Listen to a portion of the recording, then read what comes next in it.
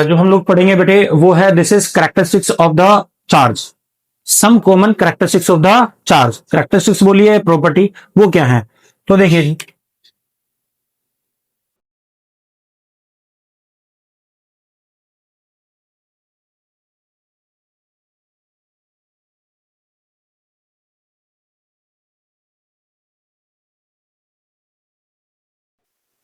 सबसे पहली कैरेक्टरिस्टिक्स के बारे में सुनिए।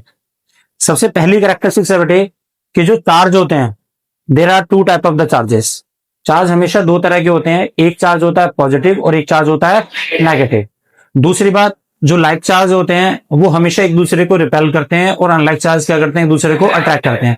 लाइक चार्ज मतलब अगर मेरे पास दो पॉजिटिव चार्ज हैं तो वो हमेशा एक दूसरे को रिपेल करेंगे, दो नेगेटिव चार्ज हैं वो भी एक दूसरे को रिपेल करेंगे।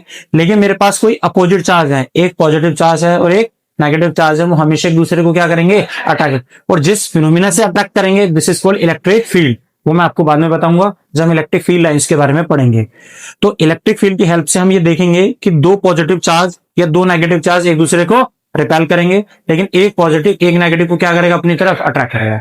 लेकिन बेसिक प्रॉपर्टी ये बनी कि दो चार्ज दो तरह के होंगे, एक पॉजिटिव चार्ज होगा और एक नेगेटिव चार्ज। नंबर दूसरा, एक जैसे चार्ज जो होंगे वो हमेशा एक दूसरे को रिपेल करेंगे और अपोजिट नेचर वाले चार्ज एक दूसरे को हमेशा अट्रैक्ट करेंगे।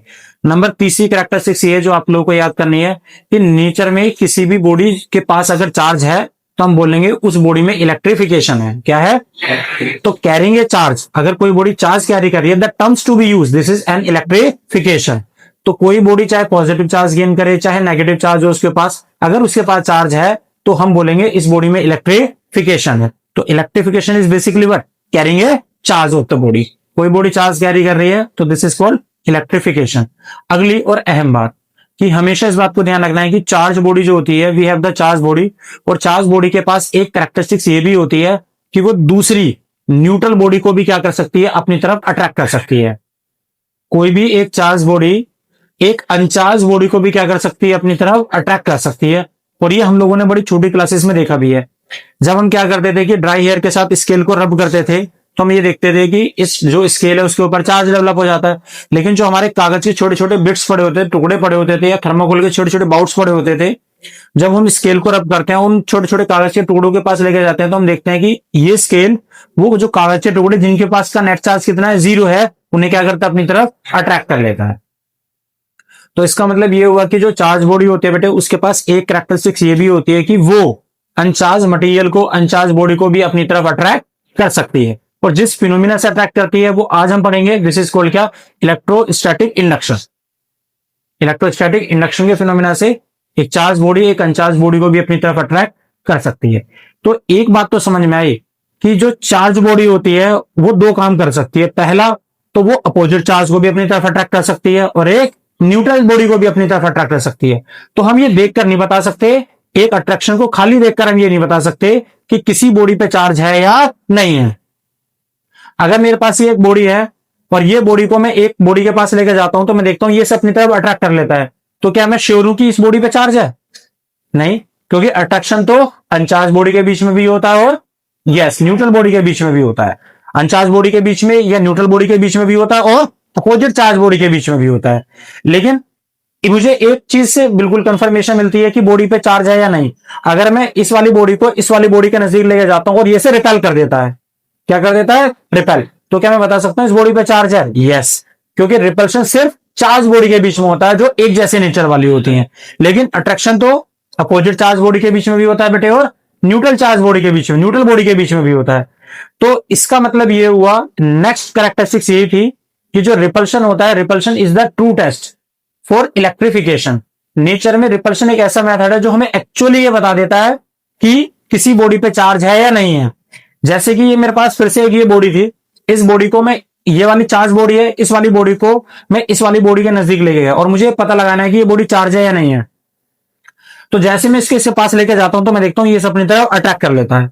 अगर ये इसे अट्रैक्ट करता है तो मेरे पास दो क्वेश्चन बनते हैं कि यार अट्रैक्शन तो अपोजिट चार्ज बॉडी के बीच में भी हो सकता है और न्यूट्रल बॉडी के बीच में भी हो सकता है, तो मैं ये बता ही नहीं पाऊंगा कि यार ये एक्चुअली में 100% ये बॉडी चार्ज है या नहीं है। लेकिन दूसरे केस में मैं ये जरूर बता सकता हूं कि जैसे मैं इस वाली बॉडी को एक बॉडी के पास लेके गया और इसने इसको दूर कर दिया, तो मैं ये कंफर्म हूं पक्का कि इस बॉडी पे चार्ज है, क्योंकि रिपल्शन सिर्फ किसके बीच में होता है, सेम चार्ज बॉडी में, सेम चार्ज बॉडी के बीच में होता है, तो पक्का इस बॉडी पे चार्ज है। तो रिपल्शन एक ऐसा मेथड है जो हमें कंफर्मेटरी ये बताता है कि बॉडी पे चार्ज है या नहीं। ये बात समझ में आई। उसके बाद अगली कैरेक्टरिस्टिक्स ये है कि जो चार्ज होता है बेटे नेचर के अंदर, charge is a scalar quantity. Charge nature में कैसा है, और हमें पता है स्केलर क्वांटिटीज वो होती हैं जो सिर्फ मैग्नीट्यूड बताकर क्या करती हैं, अपनी इंफॉर्मेशन को कंप्लीट कर देती है। तो जब हमें बताना होता है कि बॉडी पे कितना चार्ज है, तो हमसे कोई पूछता है चार्ज कितना है, तो हम बताते हैं इतना चार्ज है, इतना चार्ज है। तो इतना चार्ज है, इतना चार्ज है, तो सिर्फ हम क्या बता रहे हैं, मैग्नीट्यूड। अगर उस बॉडी का नेचर नेगेटिव है तो नेचर नेगेटिव रहेगा, पॉजिटिव है तो पॉजिटिव रहेगा। तो पॉजिटिव और नेगेटिव तो सिर्फ क्या बताते हैं, उसके बिहेवियर को बताते हैं। लेकिन हम क्या बताते हैं, इस बॉडी पे कितना चार्ज है, मतलब हम किसकी इंफॉर्मेशन देते हैं, सिर्फ मैग्नीट्यूड की। तो नेचर में वो फिजिकल क्वांटिटी जो सिर्फ मैग्नीट्यूड बताकर इंफॉर्मेशन कंप्लीट कर देती है, दिस इज कॉल्ड क्या। तो चार्ज को बताने के लिए क्या मुझे किसी डायरेक्शन को बताने की जरूरत है, नहीं। तो इसलिए चार्ज नेचर में कैसी क्वांटिटी है, स्केलर है। सिर्फ मैग्नीट्यूड बताइए, मुझे बताना है कि इस बॉडी पर नेगेटिव चार्ज तो था, लेकिन कितना चार्ज है। किसी ने पूछा इस बॉडी पे कितना चार्ज है, बता देता हूं इतना चार्ज है।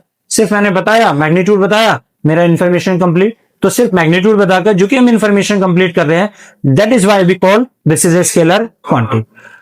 इसके बाद नेक्स्ट कैरेक्टरिस्टिक्स ये है, और जो बहुत इंपॉर्टेंट कैरेक्टरिस्टिक्स है, कि जब भी हम किसी एक चार्ज बॉडी को, ध्यान से सुनना मेरी बात को, जब भी हम किसी एक चार्ज बॉडी को अर्थ के साथ कनेक्ट करते हैं, तो हम देखते हैं वो बॉडी डिस्चार्ज हो जाती है।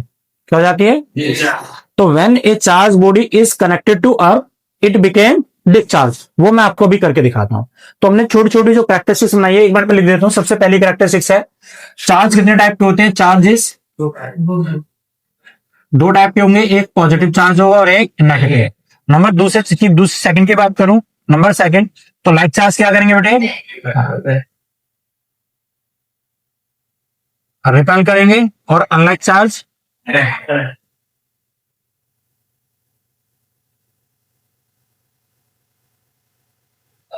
Number third characteristics, carrying charge,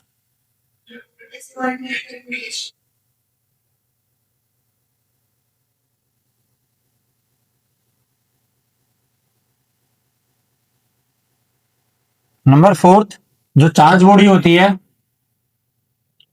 charge body can attract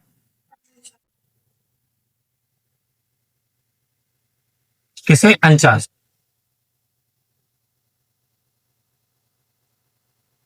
number fifth क्या, कि जो रिपल्शन जो है वो क्या है, टू टेस्ट है इलेक्ट्रिफिकेशन का।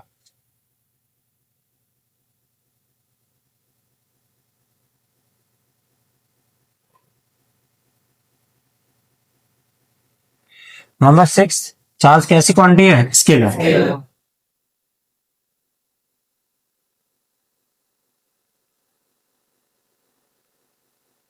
और नई कैरेक्टरिस्टिक्स जो मैं आप लोगों से बता रहा हूं, कि जब भी हम किसी एक चार्ज बॉडी को किसके साथ कनेक्ट करेंगे, अर्थ के साथ, जब भी हम किसी एक चार्ज बॉडी को अर्थ के साथ कनेक्ट करेंगे, तो हम ये ऑब्जर्व करते हैं कि वो बॉडी क्या हो जाती है, डिस्चार्ज हो जाती है।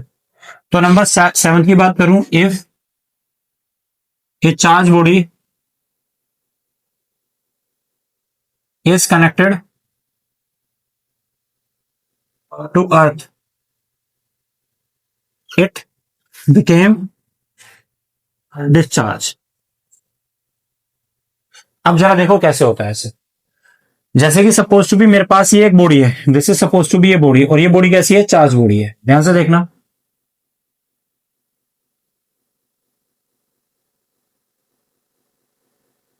This is A charge body. अब एक छोटी सी बात देखो कि इसके अंदर कौन सा चार्ज है, पॉजिटिव। अब ये बॉडी कैसी है, this is positively charge body है, और इसके अंदर चार्ज कौन से हैं, पॉजिटिव चार्ज। अब ये पॉजिटिव चार्ज है, तो चार्ज तो एक जैसे हैं, और लाइक चार्ज क्या करते हैं, रिपेल। तो ये सारे चार्ज एक दूसरे को रिपेल कर रहे हैं, तो इन चार्ज पे रिपल्शन की वजह से एक फोर्स काम कर रही है। उस फोर्स के इफेक्ट में, क्योंकि नेचर में जब भी पार्टिकल पर फोर्स लगे तो उसे चलना ही पड़ेगा, तो जब इन चार्ज पार्टिकल पर फोर्स लगे है, तो उस फोर्स के इफेक्ट में सारे चार्ज पार्टिकल ये क्या करना चाहते हैं, चलना चाहते हैं। चलकर कहा जाना चाहते हैं, इस कंडक्टर का साथ छोड़ के इससे बाहर निकलना चाहते हैं। लेकिन क्या दिक्कत है, बाहर निकल सकते हैं, निकल जाए, क्यों नहीं निकल सकते, इसलिए नहीं निकल सकते क्योंकि बाहर क्या है, एयर। क्या है, एयर। और air is the bad conductor which not allow the charge to flow. तो यहां पर ये जो चार्जेस है, इन सब चार्जेस के बीच में एक रिपल्शन की स्ट्रॉन्ग फोर्स काम कर रही है। उस फोर्स के इफेक्ट में ये सारे के सारे चार्ज पार्टिकल इस कंडक्टर का साथ छोड़ के इस कंडक्टर से बाहर निकलना चाहते हैं, लेकिन ये बाहर इसलिए नहीं निकल पाते क्योंकि बाहर कौन बैठा है, एयर। और एयर जो होती है वो क्या होती है, बैड कंडक्टर है। और अगर ये बैड कंडक्टर है तो it will not allow the charge to flow. जब ये चार्ज बाहर जा नहीं सकते और इन सब के बीच में एक रिपल्शन की फोर्स लग रही है, तो उस रिपल्शन की फोर्स के इफेक्ट में अगर ये चल नहीं सकते तो इन सब चार्जेस के बीच में क्या बढ़ जाती है, टेंशन।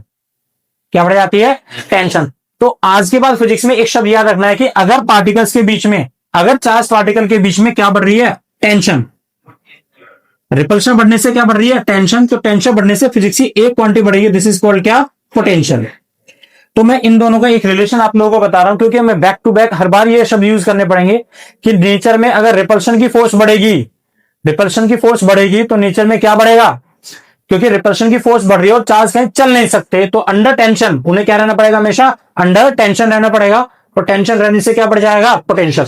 जैसे कि फॉर एग्जांपल हम लोगों ने डे टू डे लाइफ में हम सुनते भी हैं कि ये सुनते हैं कि जो हमारे बाहर जो इलेक्ट्रिसिटी आती है, वो इलेक्ट्रिसिटी में आप लोगों ने सुना होगा एक हाई टेंशन वायर होती है, एक मीडियम टेंशन वायर होती है और एक लो टेंशन वायर होती है। सुना है? जो हाई टेंशन वायर होती है वो लगभग कितनी होती है, 1100 वोल्ट की होती है। कितनी होती है, 1100 वोल्ट। और जो हमारी मीडियम टेंशन वायर होती है वो 440 वोल्ट की होती है। और जो लो टेंशन वायर होती है जो हमारे घरों में आती है वो 220 वोल्ट होती है। तो ये वाला जो 1100 वोल्ट है ये क्या है, हाई टेंशन। और जो 440 है ये क्या है, मीडियम टेंशन। और ये 220 वोल्ट क्या है, लो टेंशन। नहीं बात समझ में? तो हम ये देखते हैं कि ये 1100 वोल्ट है, ये 440 है, ये 220 वोल्ट। इनमें क्या बढ़ गया, तो आंसर है यहां पर मेरी टेंशन बढ़ रही है तो क्या बढ़ रहा है, पोटेंशियल है। यहां पे टेंशन कम है तो पोटेंशियल कम हो गया, यहां टेंशन और कम हो गया तो पोटेंशियल और कम हो गया। इस टेंशन शब्द का मतलब क्या है, इसका मतलब ये है कि ये देखो कि जो हमारे ट्रांसफॉर्मर में, ट्रांसफॉर्मर के अंदर जो वोल्टेज आती है, जो इलेक्ट्रिसिटी आती है उसके अंदर, वो कितनी आती है, हाई टेंशन 1100 वोल्ट। उस ट्रांसफॉर्मर से हमारे पोल तक जो इलेक्ट्रिसिटी आती है वो कौन सी होती है, मीडियम टेंशन। उस पोल से हमारे घरों में जो आती है वो कौन सी होती है, लो टेंशन। इसमें होता क्या है, इसका मतलब समझो। अगर मान लो मैं यहां से यहां तक की 1 मीटर की वायर ले लू, 1 मीटर की मैंने वायर ले ली, इस 1 मीटर की वायर में यहां पर कितने चार्जेस भरे हैं, मान लो 1100 चार्जेस भरे हैं। कितने हैं, 1100 चार्जेस भरे हैं ये। अच्छा, और यहां पर भी 1 मीटर की वायर है, इसमें कितने चार्ज भरे हैं, 440। ये भी 1 मीटर की वायर है, इसमें कितने चार्ज भरे हैं, 220। तो तू मुझे देख के बता सकता है इन तीनों के केसेस में से किसमें रिपल्शन ज्यादा होगा, इसमें, इसमें या इसमें? 1100 चार्ज ज्यादा रिपेल करते हैं उतनी जगह में एज कम्पेयर टू किससे, 440 या 220 से। इसका मतलब इनके बीच में रिपल्शन की फोर्स कैसी होगी, ज्यादा। रिपल्शन बढ़ने से क्या बढ़ेगा, टेंशन, क्योंकि बाहर तो निकल नहीं सकते, और टेंशन बढ़ने से क्या बढ़ेगा, पोटेंशियल। नहीं समझा? इसीलिए हाई टेंशन, लो टेंशन और मीडियम टेंशन वायर, इनका मतलब ये होता है हाई वोल्टेज, लो मीडियम वोल्टेज और लो वोल्टेज। समझ आया? तो आज के बाद ये ना, ये शब्द आप लोगों को अपने डिक्शनरी में फिट कर लेना है। क्या फिट कर लेना है कि अगर चार्ज पार्टिकल आपस में एक दूसरे के साथ रिपेल कर रहे हैं और रिपल्शन से अगर वो चार्ज पार्टिकल फोर्स के इफेक्ट में अगर कहीं चल नहीं सकते, तो रिपल्शन बढ़ने से क्या बढ़ेगा उनके बीच में, टेंशन, और टेंशन बढ़ने से क्या बढ़ेगा, पोटेंशियल। ये पक्का नहीं है ये आपको हमेशा ध्यान रखना है। उसके बाद अगर मैं यहाँ पे बात करूं तो जैसे हम टेंशन की बात करते हैं तो टेंशन बढ़ने से क्या बढ़ गया, पोटेंशियल। तो अब इसमें थोड़ी सी बात सोचो कि जैसे हमने इसमें चार्ज दिए और ये चार्ज सारे के सारे चार्ज पार्टिकल एक दूसरे को रिपेल करते हैं और रिपल्शन से चार्ज पार्टिकल इससे बाहर निकलना चाहते हैं, लेकिन ये बाहर नहीं निकल पाते। क्यों नहीं निकल पा रहे, क्योंकि बाहर एयर है, एयर है तो बाहर नहीं निकल पाएंगे, तो इसका क्या बढ़ जाएगा, टेंशन। क्या बढ़ेगा, पोटेंशियल। तो हमने देखा इसका पोटेंशियल अभी कैसा हो गया, बढ़ गया। अब हमने क्या करा, अब क्योंकि बाहर निकलना चाहते हैं, निकलने के लिए क्या चाहिए, एक रास्ता चाहिए। क्या चाहिए, रास्ता। और रास्ता कौन देते हैं, कंडक्टर। क्या देते हैं, तो हमने कंडक्टर ली और इस कंडक्टर को क्या करा, अर्थ के साथ कनेक्ट कर दिया। इसके साथ कनेक्ट कर दिया अर्थ। अब जो हमारी अर्थ है, इस अर्थ का साइज कितना, इन्फिनिटी लार्ज है। कितना है, इन्फिनिटी लार्ज है। और जो हमारी अर्थ होती है उसका पोटेंशियल कितना होता है, 0। अब इसका मतलब समझ क्यों 0 होता है। अब हमारी अर्थ का इन्फिनिटी लार्ज साइज है, कितना है, इन्फिनिटी लार्ज साइज है। अब तू सोच, साइज इतना बड़ा है कि इस अर्थ के अंदर जितने चार्ज आएंगे तो वो चार्ज कहां चले जाएंगे, एक चार्ज उधर चला जाएगा, एक चार्ज उधर चला जाएगा। तो जब चार्जेस फैलना शुरू करेंगे तो उन चार्जेस के बीच में रिपल्शन की फोर्स कितनी होगी, 0। जब रिपल्शन चार्ज पार्टिकल के बीच में जीरो हो रहा है तो उनके बीच में टेंशन कितनी होगी, जीरो। तो पोटेंशियल कितना हुआ, इसलिए हमारी अर्थ का पोटेंशियल जीरो होता है। नहीं है बात समझ में? तो हमारी अर्थ का साइज इतना बड़ा है कि उसके अंदर कितने भी चार्ज आ जाए उनके बीच में कभी रिपल्शन हो ही नहीं सकता, और जब रिपल्शन हो ही नहीं सकता तो उनके बीच में टेंशन डेवलप हो ही नहीं सकता, तो पोटेंशियल हमेशा कितना बना रहेगा, जीरो। और हम दूसरा ऐसे मान लेते हैं कि हमारे अर्थ का साइज इतना बड़ा है, इट मींस उसके अंदर जितने पॉजिटिव चार्ज हैं, इन्फिनिटी पॉजिटिव चार्ज हैं, तो इन्फिनिटी क्या है, नेगेटिव चार्ज। तो नेट चार्ज कितना हमारी अर्थ का, तो नेट चार्ज जीरो है तो उस पर कितनी फोर्स लगेगी, जीरो। और जब फोर्स जीरो है तो क्या टेंशन कितना होगा, जीरो। तो रिपल्शन कितना है, जीरो। तो पोटेंशियल कितना है, जीरो। तो जीरो, क्योंकि रिपल्शन किसके बीच में होता है, चार्ज पार्टिकल के बीच में। जब चार्ज है ही नहीं तो रिपल्शन कुछ नहीं है, जब रिपल्शन कुछ नहीं तो टेंशन कुछ नहीं है, तो पोटेंशियल जीरो। ये 1 मार्क क्वेश्चन होता है, आपको याद होना चाहिए। हम why the potential of earth is taken to be zero. एक छोटा सा क्वेश्चन सुनोगे, अगर मैं आपसे छोटी सी एक एनालॉजी बनाऊं और आपसे क्वेश्चन पूछूं कि ये एक कंटेनर है, this is suppose to be a container, और एक कंटेनर मेरे पास ही है, this is suppose to be another container. इस कंटेनर के अंदर मैंने पानी भरा हुआ है और मैंने इस कंटेनर के अंदर भी पानी भरा हुआ है। तो आप मुझे देख के बता सकते हैं ए और बी कंटेनर दोनों में से पानी किस में ज्यादा है, बी में पानी ज्यादा, इसमें पानी ज्यादा भरा हुआ है एज कंपेयर टू इसके। पानी क्या है, चार्ज। पानी क्या है, चार्ज। तो दोनों को देख, ए और बी हमने देखा, बी के अंदर पानी ज्यादा भरा हुआ है तो पानी क्या है, चार्ज। तो चार्ज किसमें ज्यादा है, बी में। तो हम बोल सकते हैं बी में चार्ज कैसा है, ज्यादा है, और चार्ज ए में कैसा है, कम है। दोनों में से किसका लेवल ज्यादा पानी का, ए का लेवल है पोटेंशियल mgh। क्या है, पोटेंशियल mgh। तो हम बोलेंगे ए का पोटेंशियल कैसा है, ज्यादा है, और बी का पोटेंशियल कैसा है, कम है। बात तो समझ में आती है ना। ओके, अब हमने क्या करा, इन दोनों को एक दूसरे पाइप के थ्रू ऐसा जोड़ दिया। अगर मैं इन दोनों को एक पाइप के थ्रू जोड़ दूंगा तो आप बता सकते हैं पानी कैसे फ्लो करेगा, ए टू बी। ए का क्या ज्यादा है, लेवल, बी का क्या कम है, लेवल। तो ए का क्या ज्यादा है, पोटेंशियल, बी का क्या कम है, पोटेंशियल। तो इसका मतलब पानी क्या है, चार्ज। तो हम ये देखते हैं कि जैसे हम इसको एक पाइप के थ्रू जोड़ते हैं तो पानी कैसे फ्लो करता है, high potential to low potential. और हाई पोटेंशियल और पानी क्या है, चार्ज। तो चार्ज कैसे फ्लो करता है, higher potential to lower potential. तो इसका मतलब ये हुआ, चार्ज को फ्लो करने के लिए हमेशा पोटेंशियल डिफरेंस चाहिए होता है। बिना पोटेंशियल डिफरेंस के चार्ज चल नहीं सकता। तो चार्ज को चलने की दो नेसेसरी कंडीशन हो गई। पहला, चार्ज को चलने के लिए एक रास्ता चाहिए। रास्ता कौन देते हैं, कंडक्टर। नंबर दूसरा, कंडक्टर का रास्ता तो मिल गया, लेकिन अगर उसको दूसरा क्या चाहिए, पोटेंशियल डिफरेंस। अगर उनके बीच में पोटेंशियल डिफरेंस होगा नहीं तो चार्ज चल नहीं सकते। जैसे कि अगर मैं एक पाइप लूं, ये पाइप है हॉरिजॉन्टल, यहां पर मैं ये एक पॉइंट ए है और ये एक पॉइंट बी है, और मैं यहां पर पानी को रख दूं इसके अंदर, तो आप बता सकते हैं कि पानी इधर चलेगा या इधर चलेगा। आंसर है कहीं नहीं चलेगा। क्यों, क्योंकि दोनों का पोटेंशियल कैसा है, सेम है। अगर पोटेंशियल सेम है तो चार्ज कहीं चल नहीं सकता। लेकिन अगर मैं इसे नीचे कर दूं, इसे ऊपर कर दूं, तो हम देखते हैं दोनों के बीच में पोटेंशियल का डिफरेंस आ जाएगा। कहीं हाइट ज्यादा हो जाएगी, कहीं हाइट कम होगी।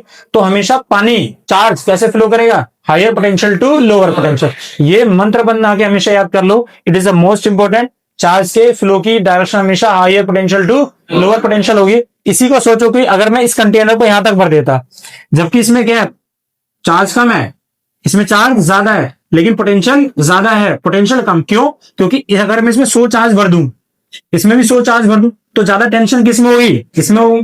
तो ये साइज छोटा, इसमें टेंशन कम होगी। नहीं है बात समझ में? तो चार्ज की डायरेक्शन हमेशा क्या होगी, higher potential to lower potential. इसी तरह से तू सोच कि मैंने ये वाली एक चार्ज कंडक्टर को अर्थ के साथ कनेक्ट कर दिया, और ये सारे चार्ज एक दूसरे को रिपेल कर रहे हैं। रिपेल करने से ये सारे के सारे चार्ज कहां चले जाएंगे, क्या करना चाहते हैं, इस कंडक्टर का साथ छोड़ के बाहर निकलना चाहते हैं। अब बाहर निकलने के लिए मैंने क्या दे दिया उसे, कंडक्टर। तो रास्ता भी मिल गया, और क्या मिल गया, पोटेंशियल डिफरेंस। क्योंकि इसका पोटेंशियल कैसा, हाई, इसका पोटेंशियल कितना है, लो। तो चार्ज कैसे फ्लो करते हैं, higher potential to lower potential. तो हम देखते हैं सारे के सारे चार्ज कहां चले गए, हमारी अर्थ में चले गए। अब ये बॉडी क्या हो गई, अनचार्ज या डिस्चार्ज। तो बॉडी क्या हो गई, न्यूट्रल हो गई। उल्टा कर लो, यहां पर पॉजिटिव चार्ज थे, क्या थे, पॉजिटिव। तो ये हमारे अर्थ से क्या करेगा, नेगेटिव चार्ज को खींच लेगा। जब ये अर्थ से नेगेटिव चार्ज को खींचेगा तो बॉडी क्या हो गई, न्यूट्रल। तो ये पॉजिटिव चार्ज अर्थ को दे या अर्थ से नेगेटिव चार्ज ले, दोनों बात एक ही है। अब ये अगर हमारी अर्थ को पॉजिटिव चार्ज दे देता है तो हमारी अर्थ का पोटेंशियल कितना चेंज हो जाएगा? कोई चेंज नहीं होगा। समुद्र है, समुद्र में से कितना पानी ले लो या उसके अंदर कितना भी पानी डाल दो, उसकी क्वांटिटी पे कोई फर्क नहीं पड़ेगा।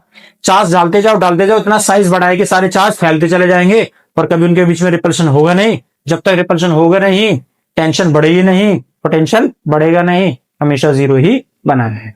तो ये बात समझ कि जब भी हम किसी एक चार्ज बॉडी को अर्थ के साथ कनेक्ट करेंगे तो बॉडी क्या हो जाएगी? डिस्चार्ज।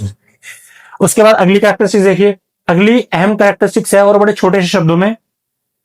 मेरा क्वेश्चन ये था कि अगर मैं इन दो बॉडी को एक दूसरे के साथ रब करता हूं, तो जैसे मैं इन दो बॉडी को एक दूसरे के साथ रब करता हूं तो मैं देखता हूं ये वाली बॉडी अब एक इलेक्ट्रॉन इसे ट्रांसफर करती है। मैंने एक दूसरी बॉडी ली, दूसरी बॉडी भी एक इलेक्ट्रॉन इस बॉडी को ट्रांसफर करती है। तो पहले मैंने एक पेयर ऑफ सेट लिया, तो इसने एक बॉडी को इलेक्ट्रॉन ट्रांसफर करा, उसकी स्पीड थी 10। दूसरा पेयर ऑफ सेट लिया, वो भी एक इलेक्ट्रॉन ट्रांसफर करती है, लेकिन जो उसने इलेक्ट्रॉन ट्रांसफर करा उसकी स्पीड थी 40। कितनी है? 40। तो मेरा क्वेश्चन ये था कि जब हम दो बॉडी को आपस में रब करते हैं, एक बॉडी कम स्पीड के साथ जा रही है, एक बॉडी ने इलेक्ट्रॉन कम स्पीड के साथ ट्रांसफर करा, दूसरी बॉडी ने उतने ही इलेक्ट्रॉन ज्यादा स्पीड के साथ ट्रांसफर करा, तो क्या दोनों में चार्ज एक बराबर रहेंगे या बदल जाएंगे? सेम। तो आंसर है चार्ज रिमेन सेम रहता है। तो इलेक्ट्रॉन की वेलोसिटी से चार्ज के ऊपर कोई इफेक्ट नहीं पड़ता, लेकिन जो मास है बॉडी का वो इफेक्ट हो जाता है। कैसे इफेक्ट होता है? इसके लिए हमने छोटी सी एक एनालॉजी भी पढ़ रखी है। इसके लिए छोटा सा एक फार्मूला पढ़ा हमने, दिस इज कॉल्ड क्या? Equation of relativity. क्या पढ़ा है? इक्वेशन ऑफ रिलेटिविटी का ये कहना है इस दुनिया में जो बॉडी चल रही है, जिस बॉडी के पास स्पीड है, जिस बॉडी के पास मोशन है, उसका हमेशा मास इंक्रीज होता जा रहा है। Always it increases its mass. वो हमेशा अपने मास को क्या कर रही है? इंक्रीज कर रही है। देखो कैसे, इसमें एक इक्वेशन होती है, this is m is equal to m naught under root में 1 माइनस वी स्क्वायर अपॉन में सी स्क्वायर। m जो होता है बेटे, इस इक्वेशन को हम कहते हैं इक्वेशन ऑफ रिलेटिविटी। ये m क्या है? Mass of body in motion. जब बॉडी मोशन में हो तो उसका मास क्या है? This is m। और ये m नोट क्या है बेटे? m note is rest mass. Rest mass. जब बॉडी किस में हो? रेस्ट में हो। v क्या है? स्पीड ऑफ पार्टिकल या स्पीड ऑफ बॉडी। और c क्या है? Speed of light. अब छोटी सी एक बात को ध्यान से सुनना, अगर बेटे मैं यहां पर किसी एक पार्टिकल की अगर हम स्पीड को बढ़ा रहे हैं, तो अगर उसकी स्पीड बढ़ रही है तो v बढ़ जाएगा। तो अगर v बढ़ेगा तो ये पूरी वैल्यू क्या होगी? बढ़ जाएगी। जब ये पूरी वैल्यू बढ़ेगी तो 1 में से माइनस करने वाली वैल्यू अगर इंक्रीज होती है तो हमको एक बात पता है कि y is equal to 1 minus अगर x है, y इज इक्वल टू इस पूरी क्वांटिटी को y मान लिया 1 माइनस x है, तो अगर मैं x की वैल्यू कितनी 0.3 करता हूं तो मुझे वैल्यू कितनी मिलती है? 0.7। तो y मुझे 0.7 मिलता है। अगर मैं इसकी वैल्यू 0.5 कर देता हूं तो कितनी मिलती है? 0.5। अगर मैं इसकी वैल्यू कितनी कर देता हूं? 0.9 कर देता हूं तो वैल्यू कितनी मिलती है? 0.1। तो हो क्या रहा है? हो ये रहा है कि जैसे जैसे माइनस करने वाली वैल्यू मेरी इंक्रीज होती चली जाएगी, जैसे जैसे माइनस करने वाली मेरी वैल्यू इंक्रीज होगी तो मुझे रिजल्ट हमेशा कैसा मिलेगा? कम। तो इसका मतलब ये हुआ जैसे जैसे मेरी वेलोसिटी इंक्रीज होगी तो माइनस करने वाली वैल्यू क्या होगी? बढ़ेगी।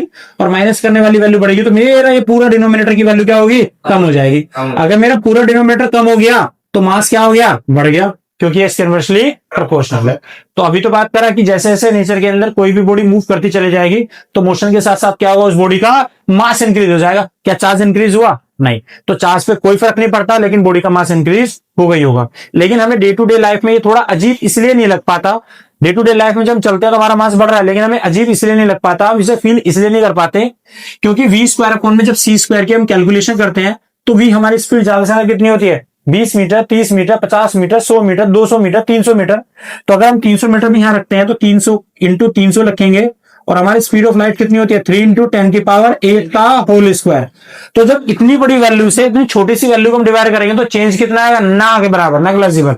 इतना नेग्लिजिबल चेंज है कि हम अपनी बॉडी में उतने मास को फील कर ही नहीं पाते कि हमारा मास कितना इंक्रीज हो रहा है। So that is why this equation shows if the body increase its velocity या speed, it gain its mass, but charge will not affect, charge will remain same।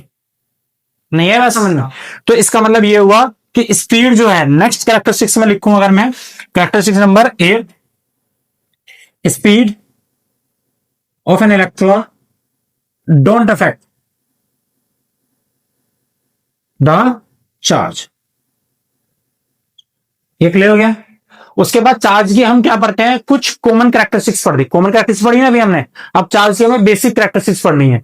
जो हम सबने ये सब कुछ पढ़ा, ये सब 3 बेसिक कैरेक्टरिस्टिक्स में कंप्लीट हो जाएगा। वो 3 बेसिक कैरेक्टरिस्टिक्स कौन सी है, जरा थोड़ा सा देखिए। तो सबसे पहले जो कैरेक्टरिस्टिक्स है बेटे, बेसिक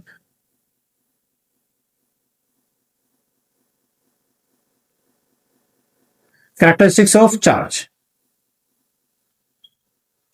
नंबर फर्स्ट बहुत इंपॉर्टेंट है, जो हमने सब पढ़ा वो इन 3 इक्वेशंस में, 3 कैरेक्टरिस्टिक्स में ही आ जाएगा। सबसे पहली कैरेक्टरिस्टिक सुनिए। तो सबसे पहली जो कैरेक्टरिस्टिक्स है वो है charge is additive in nature. Charge is additive in nature. इसका मतलब क्या है, वो जरा मतलब देखिए। अगर मैं आपसे एक छोटा सा क्वेश्चन पूछता हूं कि यहां पर मेरे पास क्या है, ये एक बॉडी है, this is suppose to be body. बड़े ध्यान से देखना, मेरे पास ये एक बॉडी है और इस बॉडी में हम करते क्या है। तो मैंने इस बॉडी के पास सपोज टू बी चार्ज है 5 यूनिट का।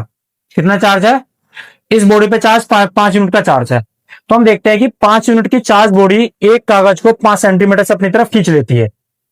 तो ताकत कितनी है, 5 सेंटीमीटर तक खींच लेती है। अगर इसका चार्ज 7 यूनिट हो तो कितनी दूरी से खींच लेगी, 7 से। अगर इसकी ताकत 2 यूनिट की हो तो कितने से खींचेगी, 2 से। तो इसका मतलब यह है कि चार्ज का मैग्नीट्यूड जितना ज्यादा बढ़ता चला जाएगा, उतना वो उतने डिस्टेंस से उस बॉडी को क्या करेगी, अपनी तरफ अट्रैक्ट करती है। तो चार्ज बढ़ना ये रिप्रेजेंट कर रहा है कि वो उसका डिस्टेंस भी बढ़ता चला जाएगा, जिस डिस्टेंस से वो दूसरे पार्टिकल को अपनी तरफ खींच रही है। बात समझ में आई। अब मेरी बात को ध्यान से सुन। अब मेरे पास ये एक बॉडी थी, इस बॉडी को मैं कागज के पास लेके गया, इसने इसको 5 सेंटीमीटर से खींच लिया। मतलब इस बॉडी पे चार्ज कितना है, 5 यूनिट का। अब मैंने क्या करा, इसके साथ एक दूसरी बॉडी को ऐसा टच कर दिया, तो ये दोनों मिलकर एक पूरा सिस्टम बन गया। अब मैं जैसे उस कागज को अपने पास लेके जाता हूं, कागज के पास लेके जाता हूं, तो मैं देखता हूं 5 सेंटीमीटर से कागज को नहीं खींच पाता, 4 से भी नहीं खींच पा रहा, वो सिर्फ 2 सेंटीमीटर से कागज को खींच रहा है। तो तू मुझे बता सकता है कि इसका मतलब ये 2 सेंटीमीटर से खींच रहा है, तो अब इस पूरे सिस्टम का नेट चार्ज कितना हो गया होगा, 2। पहले अकेली बॉडी थी तो कितना था, 5। अब मैंने इसको जोड़ दिया तो कितना रह गया, 2। तो इसका मतलब इस बॉडी को जो मैंने इसके साथ जोड़ी है उस पर चार्ज कितना होगा, 5 को 2 कौन कर सकता है, -3। तो इसका मतलब 5 में जब तूने -3 की ऐसी कौन सी कैलकुलेशन की कि तुझे रिजल्ट 2 मिल जाए, सम एडिशन किया। तो ये एडिशन कौन सा हमारा, सिंपल एल्जेब्रिक एडिशन ही तो है कि 5 को अगर मैं -3 में जोड़ूंगा तो रिजल्ट क्या मिल रहा है, 2। और ये 2 सेंटीमीटर से खींच के दिखा रहा है। तो इसका मतलब नेचर में अगर मुझे चार्ज किसी सिस्टम पर चार्ज की कैलकुलेशन करनी है, उस पर नेट चार्ज निकालना है, तो क्या तरीका है, उन सबका एल्जेब्रिक सम कर दो। इसी तरह से अब मैंने इसके पास एक तीसरी बॉडी रखी। जैसे मैं तीसरी बॉडी रखता हूं इसके ऊपर, तो मैं देखता हूं ये वाली ये बॉडी पूरा सिस्टम अब उस कागज को 8 सेंटीमीटर से अपनी तरफ खींच लेता है। जब ये 2 थे तो कितने से खींच रहे थे, 2 से। और जब ये तीनों मिल गए तो कितने से खींच रहे, 8 से। तो आप बता सकते हो इस बॉडी पे चार्ज कितना है, 6 + 6। तो कैसे, कौन सा आपने करा, तो 2 को 8 कौन कर सकता है, +6। तो कौन से मैथमेटिकल कैलकुलेशन से कर सकते हो, ऑपरेशन से, एडिशन से। तो इसका मतलब ये हुआ कि एक सिस्टम पे जो टोटल चार्ज होता है उसकी हम कैलकुलेशन करते हैं, हम उसे जितना जितना चार्ज देते चले जाते हैं, प्लस माइनस जो भी देते हैं उन सबका हम क्या करते हैं, एल्जेब्रिक सम कर देते हैं। और सम करके हम ये बताते हैं कि इस बॉडी पर टोटल चार्ज इतना है। नहीं है बात समझ में। तो इसका मतलब charge is additive in nature, और सिंपल एल्जेब्रा के मेथड से एक बॉडी पर टोटल गिवन चार्ज की हम कैलकुलेशन कर सकते हैं। और उसके लिए बहुत अच्छा एक्सपेरिमेंट है। एक बॉडी को रखो, एक पेपर को अपनी तरफ अट्रैक्ट करेगा, फिर 2 बॉडी को टच करो, तो आप देखते हो कि कभी तो वो ज्यादा डिस्टेंस से खींचता है, कभी वो कम से। एक बॉडी को रखा, उसका चार्ज पहले 5 यूनिट का था, उसने 5 सेंटीमीटर से खींच लिया। अब एक बॉडी को मैं 3, इस पर चार्ज 3 यूनिट का है, और जैसे मैं लगाता हूं तो मैं देखता हूं 8 सेंटीमीटर से खींच लेता है। तो मतलब इसकी ताकत अब कितनी हो गई, 8। तो 5 को 3 में मैं ऐसा कौन सा मैथमेटिकल ऑपरेशन करूं जो 5 को 3 के साथ कैलकुलेशन करके, ऑपरेशन करके मुझे 8 दे, एडिशन। तो सिंपल एक एल्जेब्रिक एडिशन से हम देखते हैं कि चार्ज की ताकत बढ़ती चली जाती है, माइनस लाओगे तो कम होती चली जाती है। तो ये कौन सा एडिशन हुआ, एल्जेब्रिक एडिशन हुआ। तो इसका मतलब चार्ज नेचर में कैसा है, यस, एडिटिव इन नेचर। और इसको हम बखूबी देख भी सकते हैं। जैसे कि मैं आपसे बोलूं कि मेरे पास क्या है, ये एक बॉडी है, this is suppose to be a body. इस बॉडी को हमने कुछ चार्ज दिया, यहां से इस बॉडी को हमने चार्ज दिया कितना, Q1। इस बॉडी को हमने चार्ज दिया कितना, Q2। इस बॉडी को हमने चार्ज दिया Q3। लेकिन ये चार्ज हमने नेगेटिव दिया, ये भी चार्ज नेगेटिव दिया, लेकिन ये चार्ज कैसा दिया, पॉजिटिव। अब मुझे बताना है इस पूरे सिस्टम पे टोटल चार्ज कितना है। तो बहुत आसान तरीका, तो इस बॉडी पे जो टोटल सिस्टम पे टोटल चार्ज होगा वो इन सब चार्जेस जो हमने इसे दिए इन सबके एल्जेब्रिक सम के इक्वल होगा। एल्जेब्रा में साइन के साथ कन्वर्ट करते हैं तो कितना आ गया, +2 माइनस का Q3। This is the total charge on the system. ऐसे अगर मैं आपसे बोलूं कि ये एक बॉडी है, इस बॉडी को मैंने कुछ चार्ज दिया -2 माइक्रोकूलम, +5 माइक्रोकूलम, +4 माइक्रोकूलम, तो आप मुझे बता सकते हैं पूरे सिस्टम पर नेट चार्ज कितना है? कितना है एग्जैक्टली कैसे करा आपने? तो 5 को 4 में जोड़ा और 2 को माइनस किया। तो कौन सा मैथमेटिकल ऑपरेशन यूज किया? एडिशन, अलजेब्रा का एडिशन यूज किया। तो बाय दिस आप बता सकते हैं इस बॉडी पे जो चार्ज कितना है? 7 माइक्रोकूलम। समझ? उसके बाद अब अगली बात देखो, इसके बाद नई बात आती है नंबर सेकंड। चार्ज जो होता है, charge is conserve in nature. के बारे में क्या पढ़ रहे हैं? Charge is conserve in nature. Charge nature में कैसा होता है बेटे? कंजर्व होता है। इसका मतलब क्या है? इसका मतलब यह है कि देखिए कि अगर मैं आपसे बोलता हूं कि ये दुनिया किस चीज से मिलकर बनी है? ये दुनिया मटेरियल से मिलकर बनी है, मैटर से मिलकर बनी है, और हर एक मैटर का, मटेरियल का सबसे स्मॉलेस्ट कंपोनेंट कौन होता है? एटम। और हर एक एटम का नेट चार्ज कितना होता है? 0। तो अगर हर एक एटम का नेट चार्ज 0 है तो हर एक मटेरियल का नेट चार्ज कितना है? इस दुनिया का नेट चार्ज कितना है? तो इसका मतलब इस दुनिया का नेट चार्ज 0 है, इस दुनिया का नेट चार्ज कंजर्व है। कैसा है? कांस्टेंट। अच्छा, कांस्टेंट का मतलब कितना है? 0 है, कंजर्व। इसका मतलब ये हुआ चार्ज को ना तो हम क्रिएट कर सकते, ना चार्ज को हम डेवलप कर सकते। चार्ज नेचर के अंदर हम सिर्फ क्या कर सकते हैं? एक बॉडी से दूसरी बॉडी में ट्रांसफर कर सकते हैं। क्या कर सकते हैं? ट्रांसफर। तो चार्ज को ना तो हम क्रिएट कर सकते, ना हम डिस्ट्रॉय कर सकते। सिर्फ क्या कर सकते हैं? एक बॉडी से दूसरी बॉडी में चार्ज को सिर्फ हम ट्रांसफर कर सकते हैं। जैसे कि फॉर एग्जांपल मेरे पास ये 2 बॉडीज हैं, दे आर द 2 बॉडीज। मैंने क्या करा? इन 2 बॉडी को आपस में रब किया। जैसे हम इन 2 बॉडी को आपस में रब करते हैं तो मैं देखता हूं ये बॉडी इलेक्ट्रॉन लूज कर देती है। तो मैं बोलता हूं कि इस बॉडी पे चार्ज डेवलप हो गया 5 यूनिट का।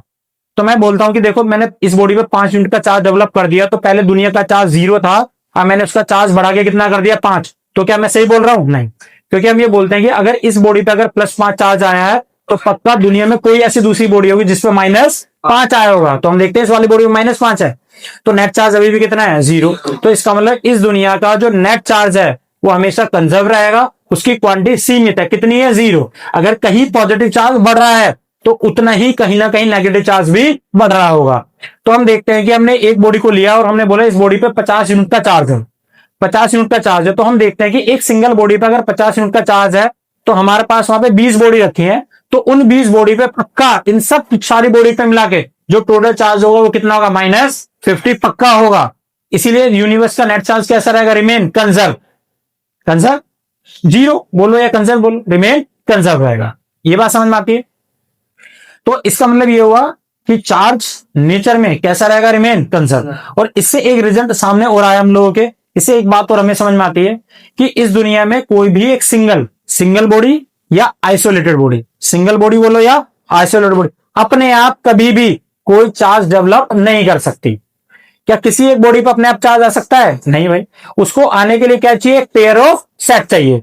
जब एक दूसरी बॉडी इसके साथ आएगी नहीं तब तक इस बॉडी पे चार्ज डेवलप होगा नहीं। अगर इस बॉडी पे पॉजिटिव चार्ज लाना है, नेगेटिव चार्ज लाना है, तो जितना इस पे पॉजिटिव आएगा उतना ही दूसरी बॉडी पे क्या आएगा? नेगेटिव। अकेली बॉडी पे अगर चार्ज बढ़ गया दुनिया में तो हम क्या कहेंगे? दुनिया का तो चार्ज ही बढ़ जाएगा, दुनिया का तो कंजर्वेशन का नियम भी फेल हो जाएगा। तो हम ये कहते हैं कि एक बॉडी पे, अकेली बॉडी पे कभी चार्ज डेवलप नहीं हो सकता, चार्ज हमेशा पेयर में डेवलप होता है। अगर इस पे पॉजिटिव है तो पक्का दूसरी बॉडी पर नेगेटिव होगा ही होगा। अकेली बॉडी पे कोई चार्ज डेवलप नहीं हो सकता, मतलब अकेली बॉडी का जो चार्ज है वो कितना है? 0। चार्ज कैसा है? कंजर्व है। तो इसका मतलब the charge on an isolated body remain conserve, remain 0। एक बॉडी पे चार्ज नहीं आ सकता, बॉडी के लिए क्या चाहिए? पेयर ऑफ सेट चाहिए। 2 बॉडी होंगी तभी इस बॉडी पे चार्ज आ सकता है, अदरवाइज सिंगल बॉडी पे चार्ज डेवलप नहीं हो सकता। ये बात समझ में आई? नंबर तीसरी बात,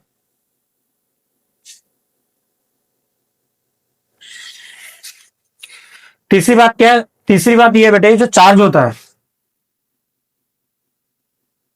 इज क्वांटाइज्ड इन नेचर।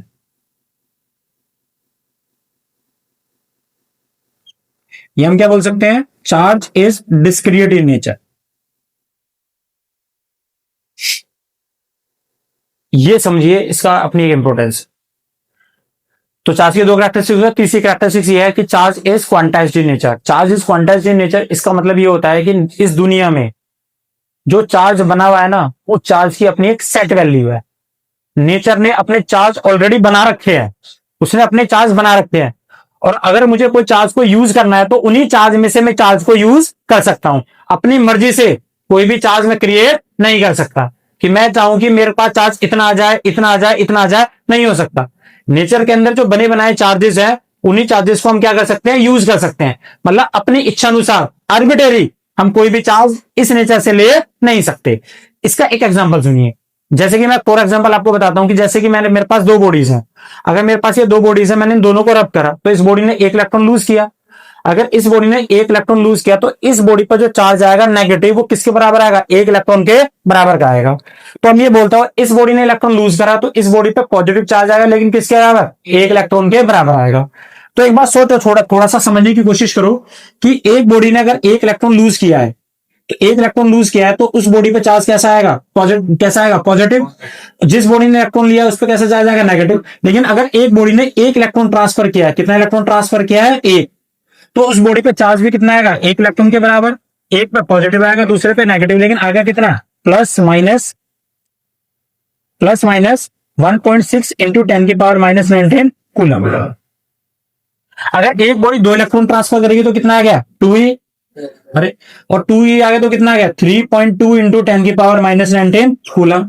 और एक बॉडी अगर तीन इलेक्ट्रॉन ट्रांसफर करेगी तो कितना आ गया, 4.8 इंटू 10⁻⁻19 कूलम। एक बॉडी अगर चार इलेक्ट्रॉन ट्रांसफर करेगी तो कितना आ गया, 6.4 इंटू 10⁻⁻19 कूलम। इसी तरह से एक बॉडी इलेक्ट्रॉन ट्रांसफर करती जा रही है। उस बॉडी ने कितने इलेक्ट्रॉन ट्रांसफर कर दिए, n। तो उस बॉडी में मैक्सिमम कितना चार्ज डेवलप हो सकता है, Q इक्वल टू N। नहीं है बात समझ में, Q equal two plus minus n into में। n क्या है, नंबर ऑफ इलेक्ट्रॉन ट्रांसफर।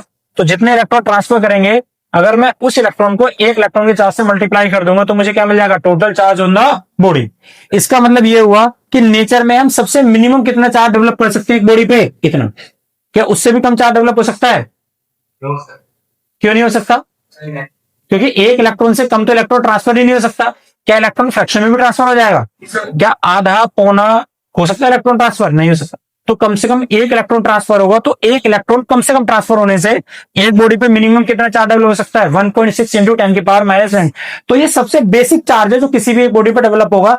इसलिए फिजिक्स में इस वाले चार्ज को हम क्या कहते हैं, फंडामेंटल चार्ज कहते हैं। क्या कहते हैं,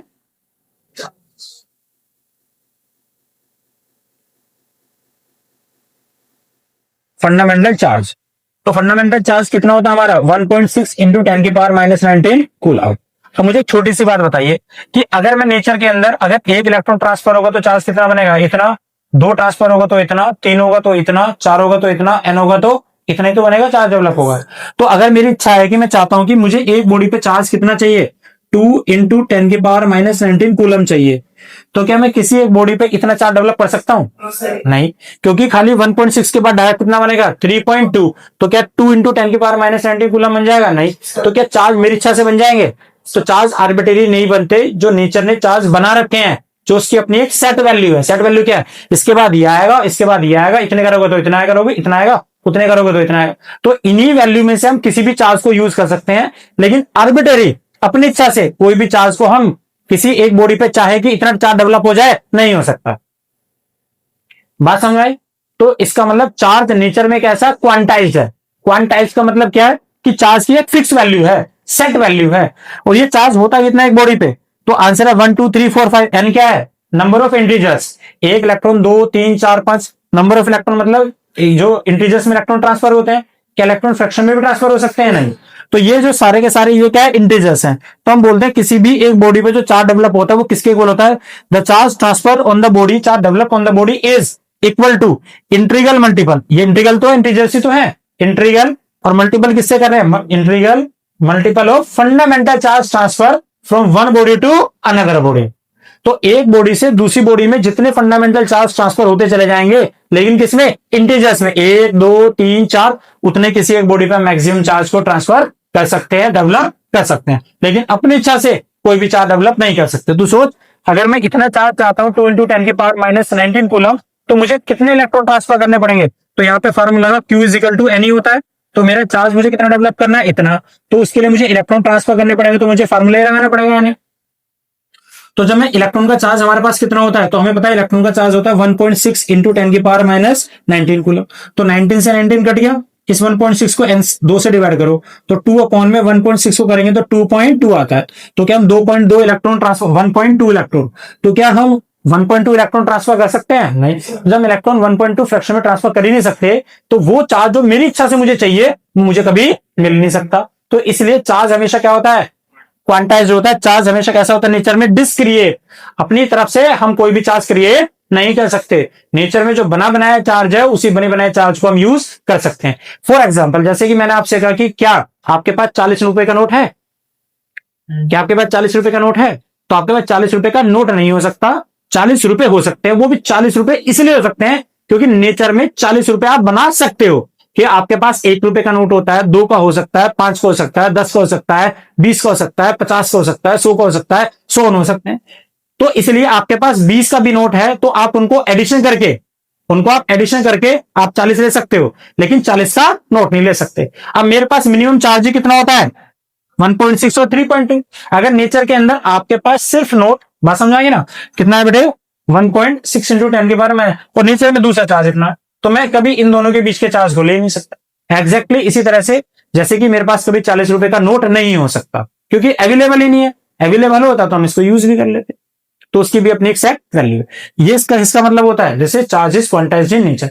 उसके बाद एक छोटी सी बात, तो इससे ना ग्राफ बनता है, एक समझ आती है कि अगर मैं इसके बारे में सोचूं कि अगर मैं इनका ग्राफ बनाऊं, ग्राफ को एक्सप्लोर करूं, तो उसका ग्राफ कुछ इस तरह से बन के आता है। कैसा आता है देखिए, जैसे कि मैं आपसे बोलूं, यहां पर देखिए, क्या चार्ज नेचर के अंदर ग्राफ की बात करें, दिस इज क्यू, और ये क्या है, दिस इज एन, और ये चार्ज मेरा किसमें है, 10⁻⁹। तो हम देखते हैं कि जब चार्ज एक बॉडी पर, ये कितना है, 0, एक कोई भी इलेक्ट्रॉन ट्रांसफर नहीं किया, ये 1 इलेक्ट्रॉन 2 3 4 ऐसे ट्रांसफर हो रहे हैं, 1 इलेक्ट्रॉन 2 इलेक्ट्रॉन 3 इलेक्ट्रॉन 4 इलेक्ट्रॉन। तो क्या नेचर में मुझे चार्ज इस तरह से मिलता है? आंसर है नो। ये ग्राफ क्या कहता है मुझे, लीनियर ग्राफ। ये ग्राफ बताता है कि हम 0 के बाद, ये कितना था, 0, क्या है, 0, उसके बाद ये कितना है, दिस इज 0.1 इलेक्ट्रॉन होगा, ये कितना है, 0.2 इलेक्ट्रॉन, 0.3 इलेक्ट्रॉन, 0.4 इलेक्ट्रॉन, तो इसका मतलब क्या 0.1 इलेक्ट्रॉन भी करंट वो चार्ज बनाता है? क्या 0.2 इलेक्ट्रॉन भी ट्रांसफर चार्ज बनाता है? क्या 0.3 इलेक्ट्रॉन ट्रांसफर हो सकता है? क्या 0.4 हो सकता है? अरे इसका मतलब तो यह है कि चार्ज कैसा है, 0 से 1 के बीच में 0.1 भी आता है, 0.2 भी आता है, 0.3 भी आता है, 0.4 भी आता है। इसका मतलब हर एक 0.1 इलेक्ट्रॉन भी ट्रांसफर हो रहा है, 0.2 इलेक्ट्रॉन भी ट्रांसफर हो रहा है, 0.3 इलेक्ट्रॉन भी ट्रांसफर होकर क्या कर रहे हैं, इलेक्ट्रिक चार्ज बना रहे हैं। कैसा होता है? तो इसका मतलब जब ऐसा होता नहीं है तो ये ग्राफ कभी लीनियर हो ही नहीं सकता। मेरी बात को बड़े गौर से करना, गलत हो जाएगा पेपर के अंदर। तो इसका मतलब जब चार्ज किसी एक बॉडी पर डेवलप करना होता है उसके लिए ये लीनियर ग्राफ डेवलप नहीं हो सकता। इसका तो मतलब ये चार्ज हमेशा हर वैल्यू पे मिल रहा है, चार्ज हर वैल्यू पे मिल रहा है। अरे 1 से पहले इस हर वैल्यू पे नहीं मिल रहा मुझे चार्ज, तो ऐसा तो हो ही नहीं सकता। तो ये ग्राफ एक्सप्लोर इसमें नहीं होता है, ग्राफ गलत है। तो ग्राफ कैसे ड्रॉ होता है इसका, जरा आप देखिए। इसके ग्राफ के लिए हम क्या करते हैं, अगर यहां पर बात करें, ये कितना है, 0, तो हम यहां पर देखते हैं कि अगर मेरा चार्ज जब तक एक इलेक्ट्रॉन ट्रांसफर होगा नहीं तो क्या मुझे चार्ज मिल जाएगा। ये कितना है, 1.6, ये कितना है, 3.2, ये कितना है, 4.8, ये कितना है, 6.4। हम ये पता है कि जब तक मेरा 0 के बाद डायरेक्ट इलेक्ट्रॉन कितना ट्रांसफर होगा, 1। तो जब 1 ट्रांसफर होगा तो मुझे मिनिमम चार्ज कितना मिलेगा, ये इतना। अरे इतना ही तो मिलेगा। क्या मुझे चार्ज मिला यहाँ था, कोई नहीं मिला। तो मेरा कितना चार्ज था, 0। लेकिन जैसे एक इलेक्ट्रॉन ट्रांसफर हुआ तो मुझे मिनिमम चार्ज कितना मिला, 1.6 इंटू 10⁻⁻19। क्या उसके बाद में 1.2 1.3 इलेक्ट्रॉन ट्रांसफर कर सकता हूं, नहीं। उसके बाद डायरेक्ट में मुझे कितना मिलेगा, 3.2। नहीं है समझ में? क्या उसके बाद कोई और इलेक्ट्रॉन ट्रांसफर हो सकता है, नहीं हो सकता। उसके बाद डायरेक्ट मुझे क्या मिलेगा, यस 4.8। तो क्या इस बीच में मुझे कोई चार्ज मिलेगा, नहीं। तो चार्ज की हमेशा वैल्यू कितनी बनी रहेगी इसके बीच में, 3.2। उसके बाद कितना मिला मुझे, 4.8।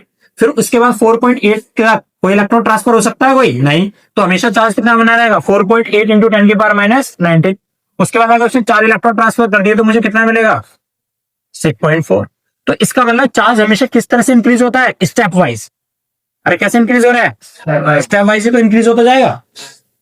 क्या लीनियर में बना नहीं। तो इसका मतलब पहले अगर मुझे 1.6 मिलता है तो फिर कितना मिलेगा 3.2, फिर कितना मिलेगा 4.8, फिर कितना मिलेगा 6.4। इस बीच में यहां से यहां तक की चार्ज में की हमेशा वैल्यू कितनी बनी रहेगी 1.6। और 1 से 2 से 3 के बीच में जब इलेक्ट्रॉन ट्रांसफर होंगे हमेशा वैल्यू कितनी बनी रहेगी 3.2। तो charge always develop on the body in the stepwise nature. नहीं बात समझ रहे बात। तो इसका मतलब ये है charge develop on the body always in step wise. ये आपको बिल्कुल समझ लेना चाहिए, ये ग्राफ ज्यादातर गलत होता है। बात समझ आए। उसके बाद अगली टॉपिक देखिए। उसके बाद बेटे हमने देखा कि चार्ज की प्रोडक्शन करने के लिए, चार्ज को प्रोड्यूस करने के लिए हमारे पास 3 मेथड होते हैं। एक मेथड हम लोगों ने पढ़ा सबसे पहले क्या था, दिस इज कॉल्ड क्या, रबिंग। आज दूसरा मेथड हम पढ़ रहे हैं, दिस इज कॉल्ड क्या, कंडक्शन। और तीसरा पढ़ेंगे इंडक्शन। या सबसे पहले हम पढ़ेंगे इंडक्शन और उसके बाद क्या पढ़ेंगे, कंडक्शन। तो एक एक करके देखें। मेथड ऑफ चार्जिंग में नंबर दूसरा आता है हम लोगों के सामने, दिस इज कॉल्ड क्या, इंडक्शन। इसे पूरा नाम होता है इसका इलेक्ट्रो स्टैटिक इंडक्शन।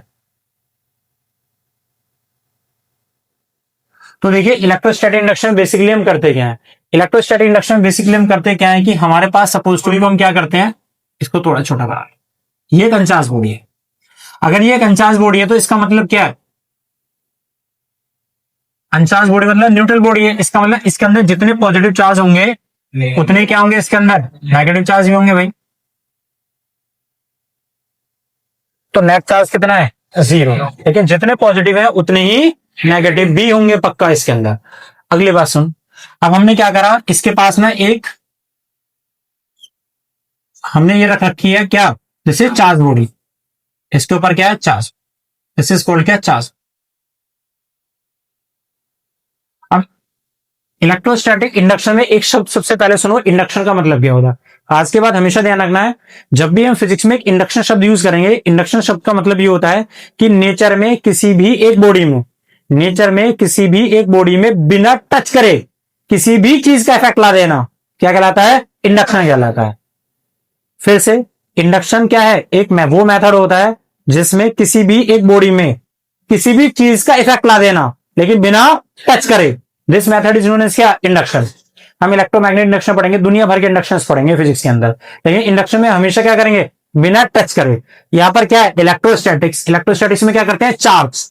तो ये एक न्यूट्रल बॉडी है जिसमें कोई चार्ज नहीं है, इस न्यूट्रल बॉडी में बिना टच करे हम क्या करेंगे, चार्ज की प्रोडक्शन करेंगे। ये जो मेथड होगा इसको हम क्या बोलेंगे, इलेक्ट्रोस्टैटिक इंडक्शन बोलेंगे। ये बात समझ में आती है। अब देखो कैसे करते हैं। इसके लिए हमने करा क्या कि हमारे पास एक अनचार्ज बॉडी थी और ये क्या है, चार्ज बॉडी। तो इस अनचार्ज बॉडी के पास ना हमें इस चार्ज बॉडी को लेकर जाते हैं। चार्ज बॉडी कोई भी हो सकती है, पॉजिटिव चार्ज लो या नेगेटिव चार्ज। तो जैसे इस अनचार्ज बॉडी के पास जैसे हम इस चार्ज बॉडी को लेकर जाते हैं तो इसका रिजल्ट हम ये ऑब्जर्व करते हैं, दिस इज चार्ज और ये क्या थी हमारी, दिस इज अनचार्ज बॉडी। तो रिजल्ट हम ये देखते हैं कि इस अनचार्ज बॉडी में ये जो चार्ज बॉडी थी ये इस अनचार्ज बॉडी में से अपोजिट चार्ज को क्या करती है, अपनी तरफ अट्रैक्ट कर लेती है। तो हम देखते हैं कि ये पॉजिटिव इस न्यूट्रल बॉडी में से नेगेटिव को अपनी तरफ खींच लेते हैं क्लोज एंड पे, लेकिन इसके पॉजिटिव को क्या करेंगे, रिपेल। तो उसकी वजह से जो पॉजिटिव चार्ज होते हैं वो फार एंड पे क्या होते हैं, डिपॉजिट हो जाते हैं, वो यहां पे जाके इकट्ठे हो गए। तो इसका मतलब ये हुआ, ये पॉजिटिव चार्ज नेगेटिव को अपनी तरफ खींचते हैं और पॉजिटिव को रिपेल करते हैं। रिजल्ट ये मिला कि इस मेटल के अंदर, इस अनचार्ज बॉडी के अंदर क्या हो गया, सेपरेशन हो गया। किसका सेपरेशन हो गया, पॉजिटिव और नेगेटिव चार्ज का। तो इसी बॉडी के अंदर अभी भी नेट चार्ज कितना है, 0। पहले भी कितना था, 0। बस फर्क ये हुआ कि नेगेटिव एक तरफ हो गए, पॉजिटिव एक तरफ हो गए, पॉजिटिव और नेगेटिव एक दूसरे से सेपरेट हो गए। This phenomena is known as क्या, पोलराइजेशन। क्या होता है, तो पोलराइजेशन एक वो मेथड होता है जिसमें जब हम किसी एक पोलराइजेशन को होता है अलग अलग कर देना। तो पोलराइजेशन एक वो मेथड होता है जिसमें जब भी हम किसी एक चार्ज बॉडी को एक अनचार्ज बॉडी के नजदीक लेके जाते हैं तो उस अनचार्ज बॉडी में उसके जो चार्जेस होते हैं वो एक दूसरे से सेपरेट हो जाते हैं। And this phenomena is known as क्या, पोलराइजेशन। जैसे कि ये दो दोस्त पक्के हैं, इसके ये तीसरा दोस्त आया, इनके कान में, दोनों कान में कुछ कह दिया, ये दोनों अलग अलग हो गए, तो हम कहेंगे इसने पोलराइजेशन कर दिया किसमें, इन दोनों में। बात समझ आ रही है? तो polarisation is the separation between the two quantities. किन्हीं भी दो क्वांटिटीज में सेपरेशन क्या कहलाता है? किन्हीं भी दो क्वांटिटीज में सेपरेशन क्या कहलाता है? पोलराइजेशन कहलाता है। अब आगे देखिए, तो यहां पर क्या हो गया इनमें, दिस इज कॉल्ड क्या, पोलराइजेशन। अब एक बात बताओ, ये पॉजिटिव इस वाले नेगेटिव को क्या कर रहा है, अपनी तरफ अट्रैक्ट कर रहा है, तो ये पॉजिटिव इस नेगेटिव को क्या करता है, अपनी तरफ अट्रैक्ट करता है।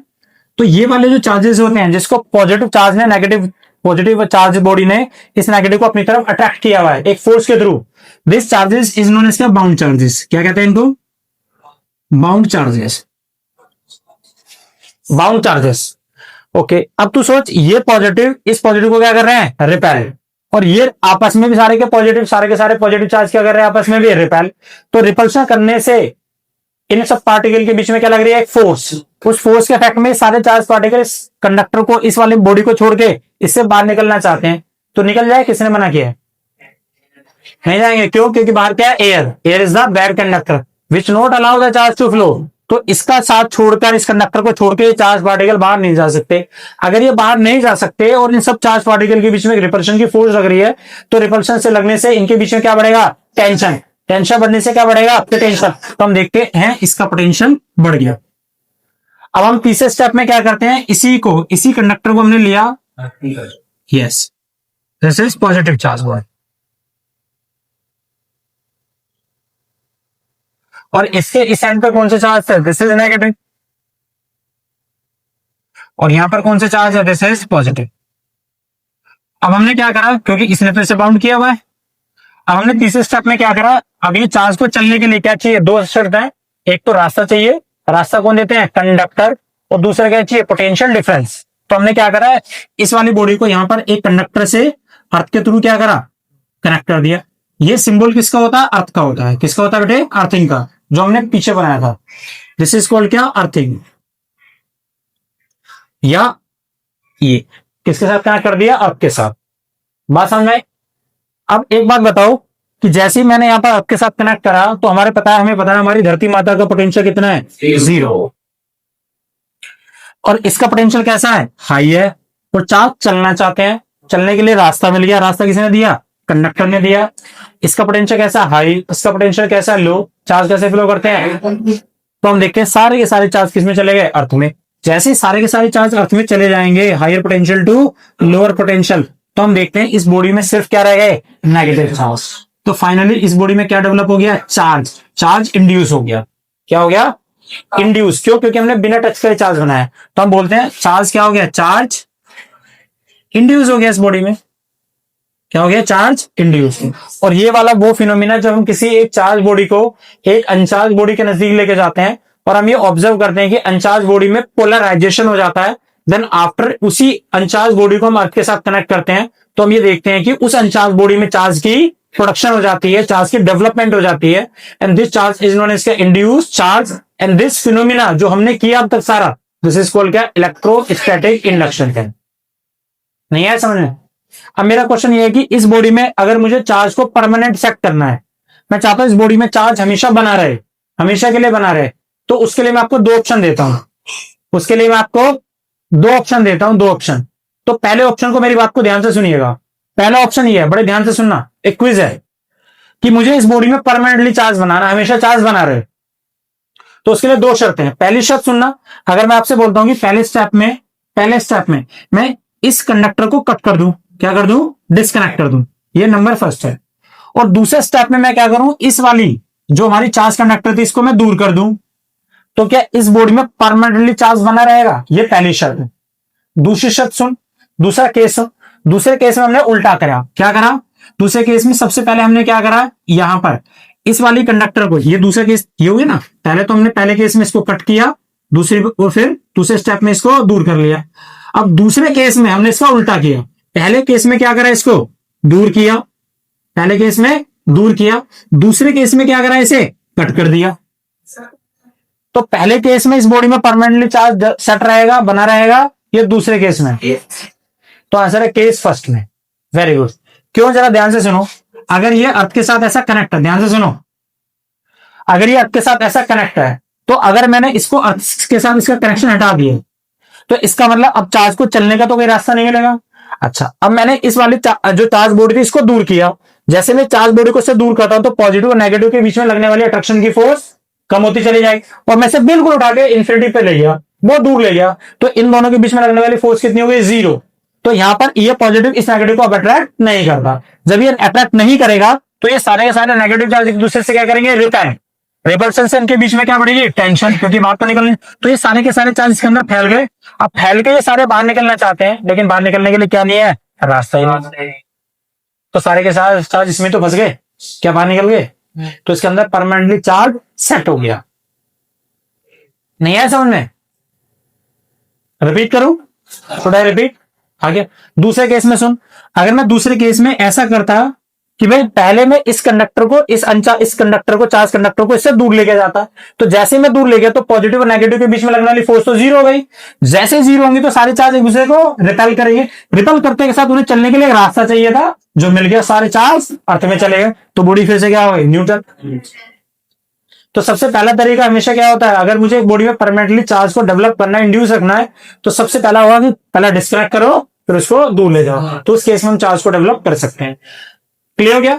अब एक छोटी सी बात, जब हम इलेक्ट्रोस्टैटिक इंडक्शन के बारे में पढ़ते हैं, तो इलेक्ट्रोस्टैटिक इंडक्शन में अगर मुझसे बोला जाता है कि किसी एक अनचार्ज बॉडी में चार्ज को डेवलप करो, चार्ज की प्रोडक्शन करो, तो हमें यह पता होना चाहिए कि जब हम अनचार्ज बॉडी में चार्ज की प्रोडक्शन करते हैं, वो चार्ज कौन से नेचर का होता है? वो चार्ज पॉजिटिव होगा या नेगेटिव होगा? ये कौन डिसाइड करता है? तो आंसर ये डिसाइड करता है हमारी चार्ज बॉडी। तो जब भी मैं कोई चार्ज बॉडी लेके जाऊंगा, अगर उसका चार्ज पॉजिटिव है, तो वो अपोजिट चार्ज डेवलप करेगा, कौन सा? नेगेटिव। अगर नेगेटिव लेके जाऊंगा तो पॉजिटिव। तो इसका मतलब ये हुआ कि अगर मुझसे बोला जाता है कि एक अनचार्ज बॉडी में नेगेटिव चार्ज की प्रोडक्शन करो, तो मैं समझ जाता हूं, और बिना टच करके करो, तो हम किसका मतलब जो चार्ज बॉडी लेके जाएंगे वो कौन सी लेके जाएंगे? पॉजिटिव। और मुझे अनचार्ज बॉडी में पॉजिटिव चार्ज डेवलप करना है, तो मैं कौन सी बॉडी लेके जाऊंगा? नेगेटिव। और बिना टच करे मुझमें चार्ज की प्रोडक्शन करते हैं।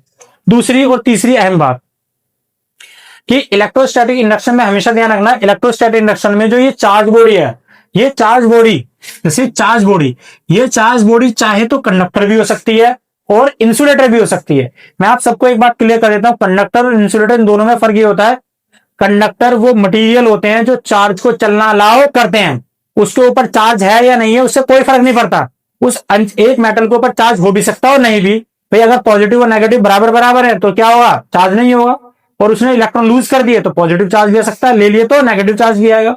तो इसका मतलब ये होगा कि किसी भी एक मेटल के पास चार्ज हो या नहीं हो, उससे यह मतलब नहीं है कि वो चार्ज चलना अलाउ करेगा या नहीं करेगा।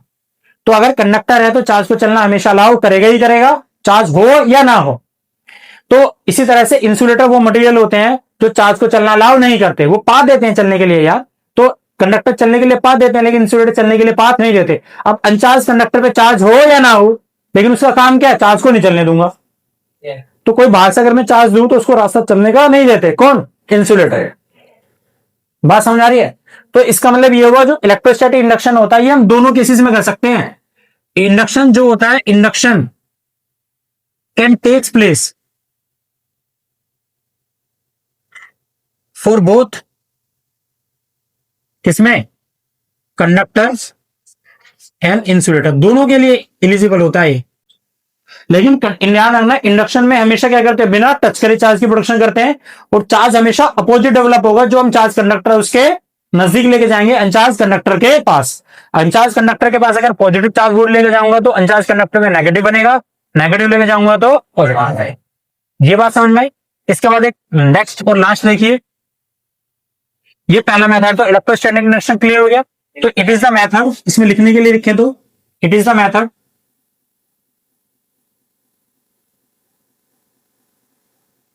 in which when a charged body is bring closer to uncharged body, it became charged. It became charged when it connected to earth, without touching, without, yes, without touching bodies, without touching bodies, called क्या? Electrostatic induction. और induction में फिर से याद रखना कौन सा charge develop होगा? अपोजिट। जो चार्ज बॉडी लेके जाते हैं उसके अपोजिट चार्ज डेवलप होता है। क्लियर? उसके बाद अब देखो कंडक्शन मेथड, क्या देखते हैं? Conduction method number 3। कंडक्शन के लिए शर्त क्या है? कंडक्शन में भी हम किसी भी एक बॉडी के अंदर कोई भी हमें अनचार्ज बॉडी दे रखी है तो उस अनचार्ज बॉडी में भी हम चार्ज की प्रोडक्शन कर सकते हैं, लेकिन इस कंडक्शन मेथड में हम क्या करते हैं? टच करते हैं। क्या करते हैं? टच। और इसमें दूसरी शर्त यह है कि जो हमारे पास एक अनचार्ज मटीरियल, अनचार्ज बॉडी है, वो बॉडी मस्ट बी कंडक्टर। क्या होनी चाहिए? इंसुलेटर होगा तो नहीं होगा, क्या होगा? कंडक्टर होना चाहिए। लेकिन इंडक्शन के लिए दोनों हो सकते हैं। दोनों का डिफरेंस समझ में आया? इंडक्शन में क्या करते हैं? बिना टच करे क्या करते हैं? बिना टच करे। लेकिन जिस बॉडी में हम चार्ज बनाना चाहते हैं, जिस बॉडी में हम चार्ज बनाना चाहते हैं वो कंडक्टर भी हो सकता है और इंसुलेटर भी। लेकिन कंडक्शन में क्या करते हैं? हम टच करके चार्ज को डेवलप करेंगे अनचार्ज बॉडी में। लेकिन वो अनचार्ज बॉडी हमेशा कैसी होनी चाहिए? कंडक्टर होनी चाहिए। जैसे कि देखो हमारे पास ये एक बॉडी है और हमारे पास ये एक अनचार्ज बॉडी है। इसका मतलब जितने से पॉजिटिव चार्ज होंगे उतने क्या होंगे इसके अंदर? नेगेटिव चार्ज होंगे। तो इसका नेट चार्ज कितना है? 0। तो ये बॉडी क्या है? अनचार्ज है। लेकिन ये अनचार्ज तो लेकिन है क्या? कंडक्टर। कंडक्टर वो मटेरियल होते हैं जो चार्ज को चलना अलाउ करते हैं। और यहां पर मेरे पास क्या रखी है? एक चार्ज बॉडी है। क्या है? Charge body. इसके ऊपर कोई चार्ज होगा, इधर पॉजिटिव लो या नेगेटिव लो।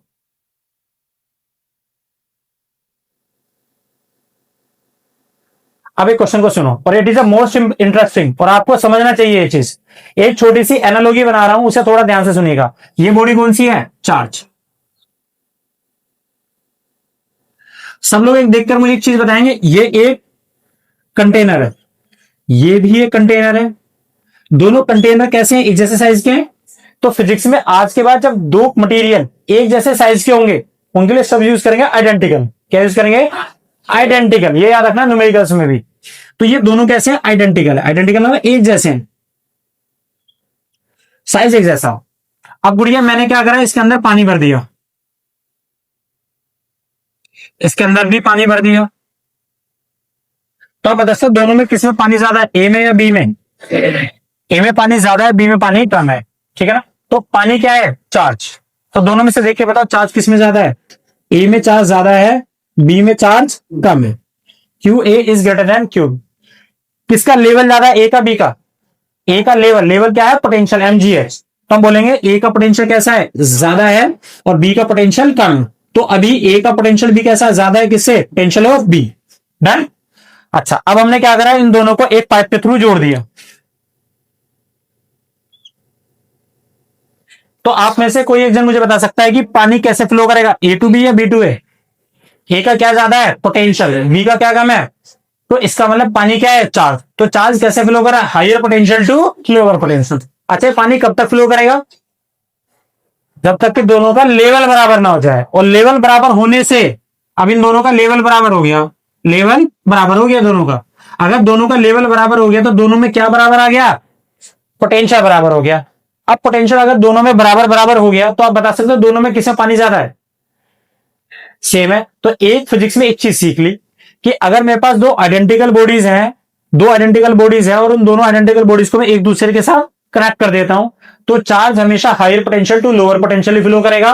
और तब तक फ्लो करेगा हमेशा जब तक कि दोनों के पोटेंशियल बराबर ना हो जाए। अगर दोनों का आइडेंटिकल साइज है तो आफ्टर फ्लो दोनों के चार्ज भी कैसे होंगे? एक दूसरे के बराबर होंगे। नहीं आई बात समझ में? तो इसका मतलब ये हुआ after connection, after touching, after touching होगा क्या? इन दोनों को जब एक दूसरे के साथ टच कर दोगे तो आफ्टर टचिंग दोनों के पोटेंशियल कैसे हो जाएंगे? बराबर हो जाएंगे। क्या वही वाला पोटेंशियल है जो पहले था? नहीं, पोटेंशियल बदल जाएंगे लेकिन एक बराबर होंगे। क्या दोनों के चार्ज बराबर होंगे अब तो टच करने के बाद? यस। तो बिल्कुल दोनों में चार्ज भी कैसे होंगे? बराबर। ये क्यू ए डैश हो गया और ये क्यू बी डैश है। अगर इसमें 4 लीटर पानी था, इसमें 2 लीटर पानी था, तो टच करने के बाद दोनों में कितना कितना पानी आएगा? 3-3 लीटर। तो Q1 कर प्लस Q2 अपॉन में 2 कर दे। नहीं है बात समझ में? भाई इसमें 10 लीटर है, इसमें 0 पानी है, तो जब दोनों को टच करोगे तो दोनों में पानी कैसा आएगा, बराबर बराबर, कितना कितना, 5-5। कैसे करा, दोनों को एवरेज निकाल लिया, 10 + 0/2, तो 5-5 आ गए दोनों के लिए। तो ये बात कब तक सत्य है, ये बात तभी सत्य है कि चार्ज दोनों बराबर आएंगे जब दोनों आइडेंटिकल हो।